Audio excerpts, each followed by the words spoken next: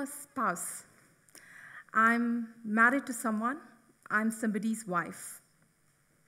I'm also ambitious, driven. What I do, my work, my career, is central to my identity.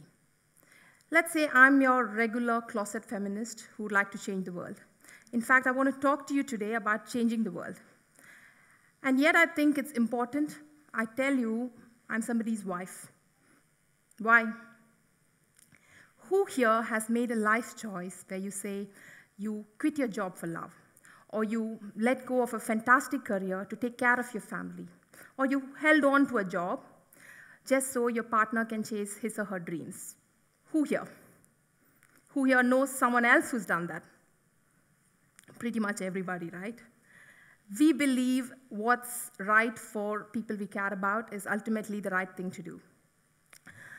8 years back, I made the decision to follow my husband and his career to Europe, to Eindhoven.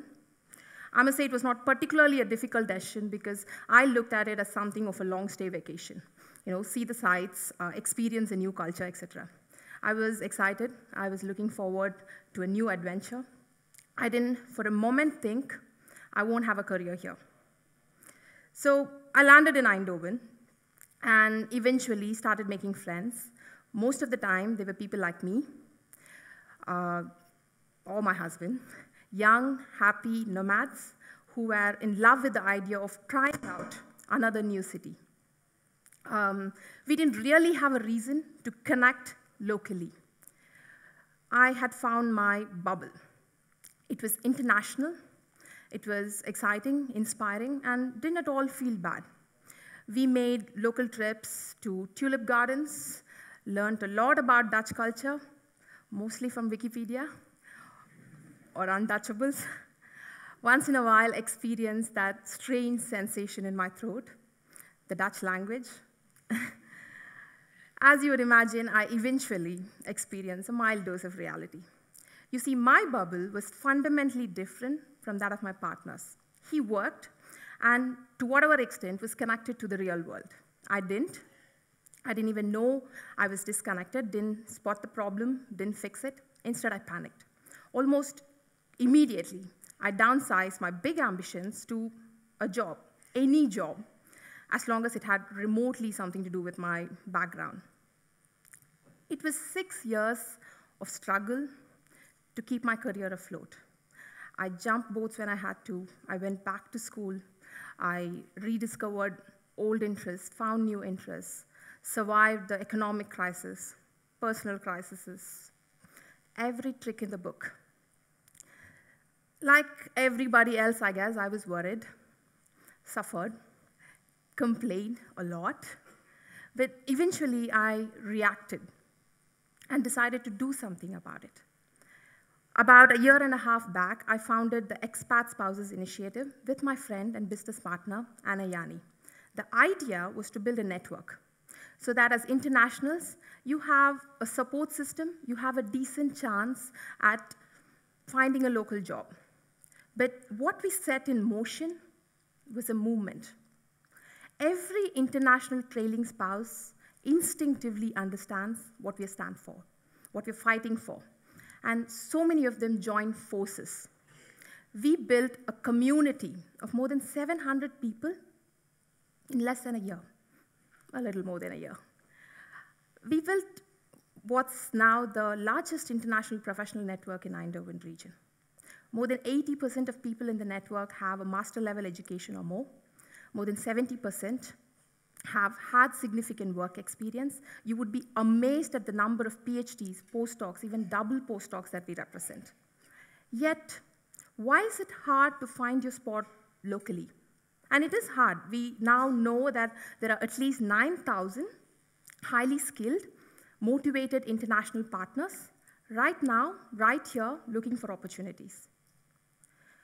So, what if I now tell you the problem is not lack of opportunities? If anything, Eindhoven is expecting to double the number of internationals in the next 3 to 5 years to meet local skill demand. So far from being a problem, this is actually an opportunity missed. A mind-blowing wealth of talent goes under the radar because of terminology.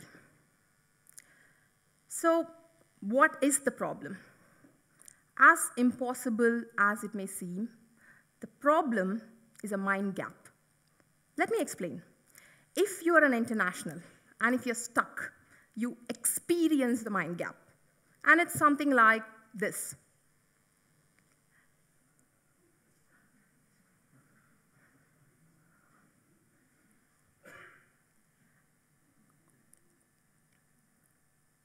You know it's just a pen, it's just a line.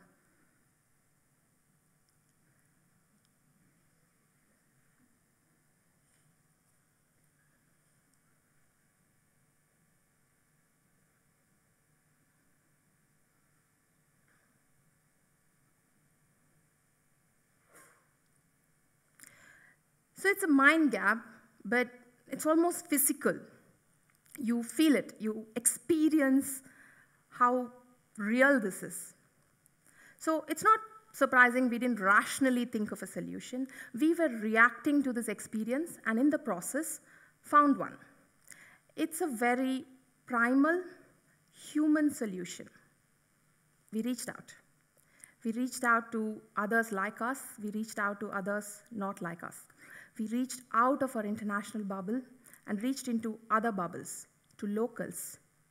And we found amazing local people who immediately got it and helped us. So just like that, even before we really started, we started engaging hundreds of spouses in professional activities. We were just connecting people we know to people we know, in local professional assignments, to mentors, to workshops, and even managed to connect close to 50 people now to local jobs. It was actually quite simple, people linking people.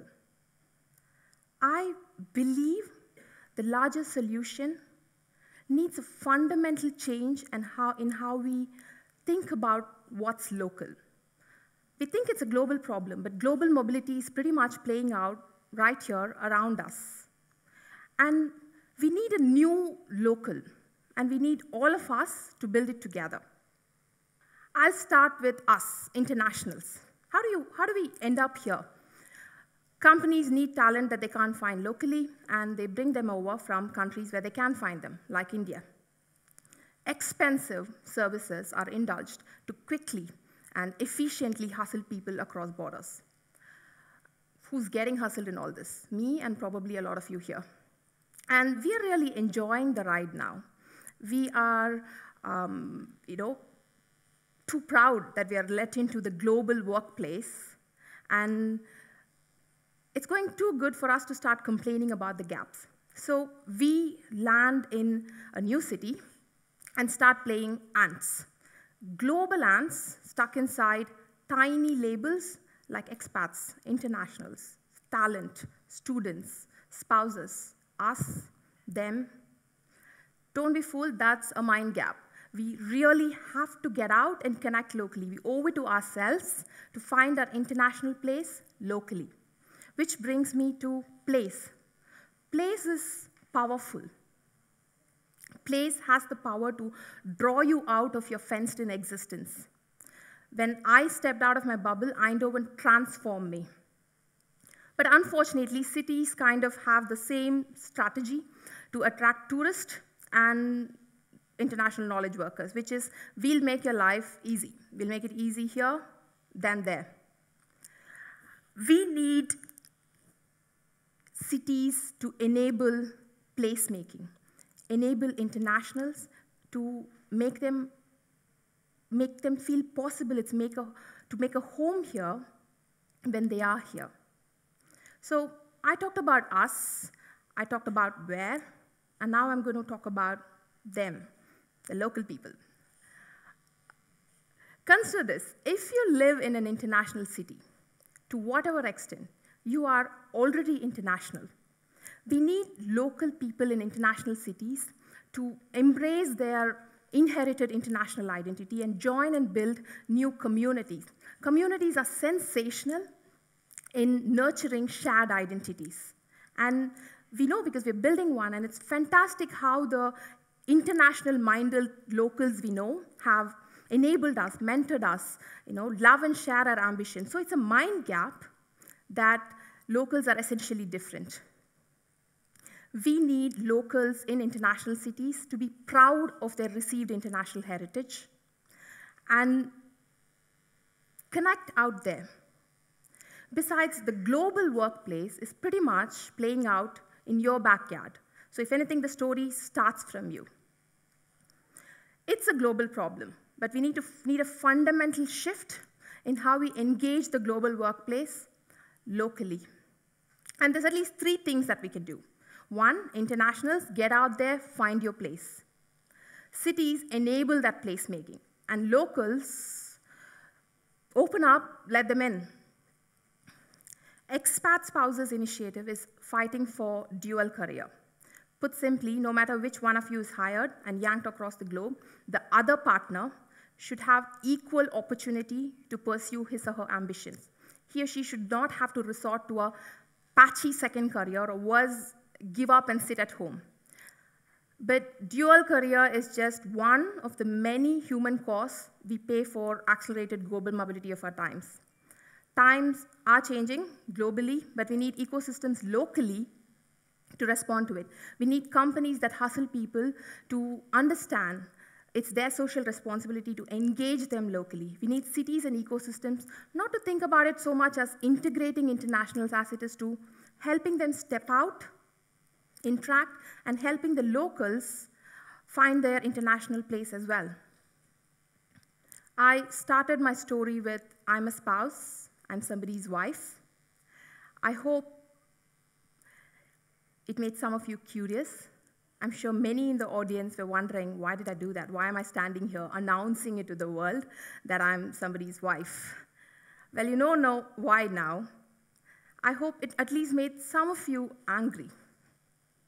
I find it extraordinary that in this time and age, my identity and that of many people like me, and I know so many of them now, can be reduced to a relationship status, and we are not doing more to fix it.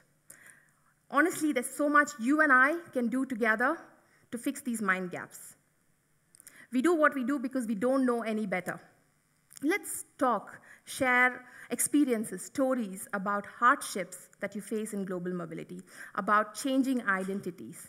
Find the courage and ways to step out of tiny labels, out of comfort zones. Start with what we have in common, and together, build a new world. Thank you.